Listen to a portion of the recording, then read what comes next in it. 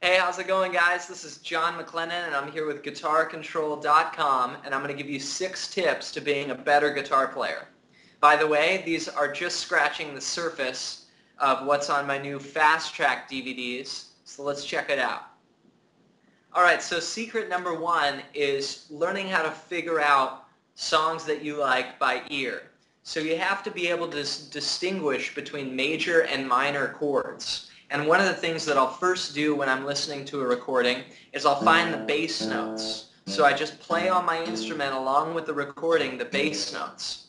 And then I try playing once I find the bass note, I try playing either a major chord or a minor chord against that.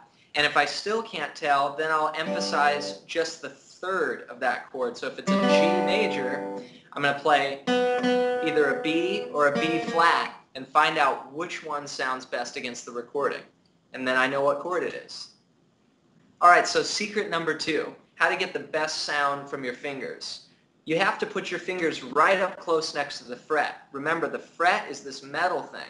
So if you're playing a D chord and all your fingers are back here to where the notes sound a little buzzy, you got to make sure that they're right up close next to the frets. Check yourself on everything you play, whether it's a single note or a chord, just to get the right sparkle.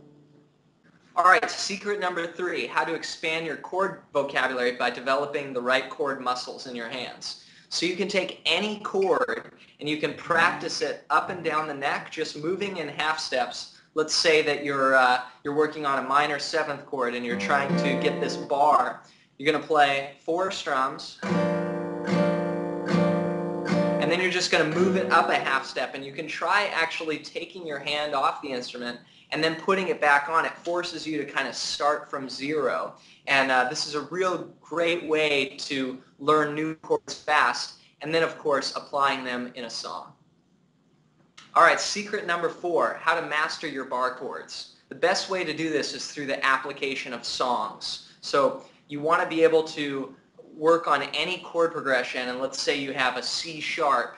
You have to find out where that root note is. So you want to know your root notes on, to begin, just the 6th string and then also the 5th string. And then you have to plug in what I call one of the big 4, which is either a major bar chord here on with a root on the 5th, or a minor, and then also knowing it as well here, major and minor with a root on the 6th. So once you learn the big 4, you'll be able to play any chord in at least 2 different places. So this really comes in handy when you want to play your favorite songs. Alright, secret number 5, master the critical strumming patterns you need to know that come up everywhere in music. So first of all, I've taught a lot of people over the years, and they say they have trouble with rhythm.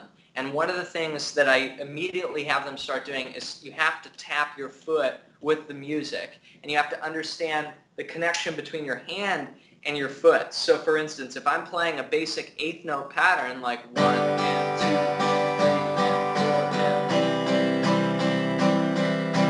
2, the strong beats, meaning 1, 2, 3, 4, are all on downstrokes.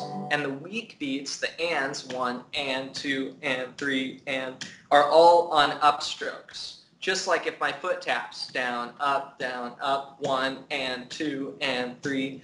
So once you start tapping your foot and you start counting out loud, you'll find that your rhythm instantly is going to improve. And then you just work through a number of tunes and examples like what I do in the Fast Track DVD course. I show you all the primer of the basic chords to get you started, and then the famous strumming patterns that you need to know.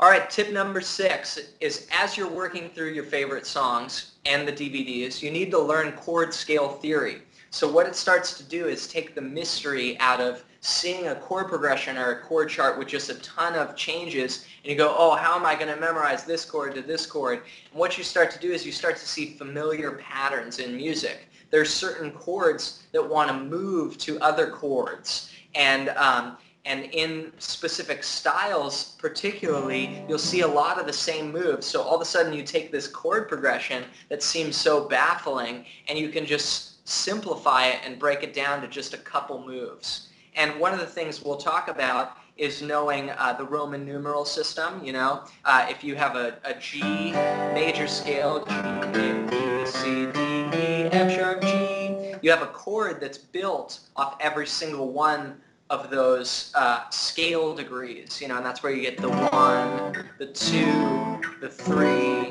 the 4, and the 5 chord, and so on and so forth through the rest of the scale. And then when we're working through the tunes, you start connecting, okay, this chord progression is the 1 to the 4, you know, and then going back down.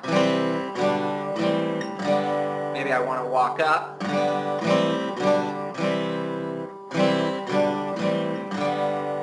And you start seeing how that relates to the scale and the key center, and all of a sudden everything that you're playing becomes so much more informed. All right, well, I hope you enjoyed these 6 tips to becoming a better guitar player. And remember, this is just scratching the surface of the Fast Track Guitar System DVD series. Be sure to check it out at guitarcontrol.com/fasttrack. We'll see you in the woodshed.